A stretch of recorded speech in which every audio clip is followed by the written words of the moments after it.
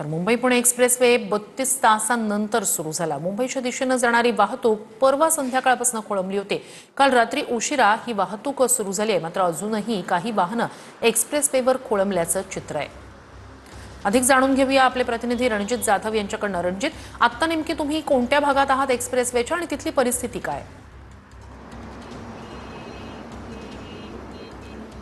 मी आता लोणावळ्याच्या अलीकडे 22 किलोमीटर जे आहे ते अंतर माझ्यापासून लोणावळा आहे।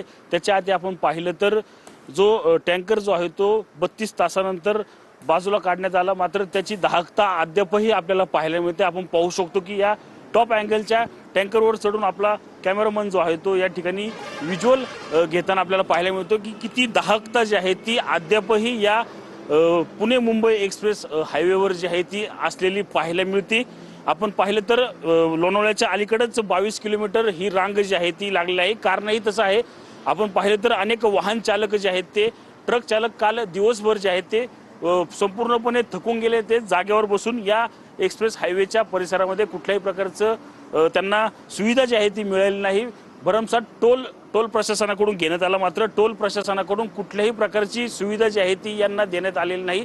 त्यामुळे ते थकून गेले, त्यामुळे जागेवरच ते या ठिकाणी झोपी गेलेले आपल्याला अनेक ट्रक चालक आणि वाहन चालक या ठिकाणी पाहायला मिळतात। त्यामुळेच ही वाहतूक कोंडी जी आहे ती अद्यापही तशीच असलेली आपल्याला पाहायला मिळते। त्यामुळे आणखी 2 ते 3 तास ही वाहतूक कोंडी जी आहे ती सुटणार, 2 ते 3 तासानंतर सुटणार असल्याचे देखील या ठिकाणी प्रशासनाकडून ही शक्यता जी आहे ती या ठिकाणी वर्तवलेली आहे। मात्र त्याआधी आपण नक्कीच रणजित, अत्यंत गंभीर अशी परिस्थिती आहे। लक्ष असेलच, अपडेट्स घेत राहू।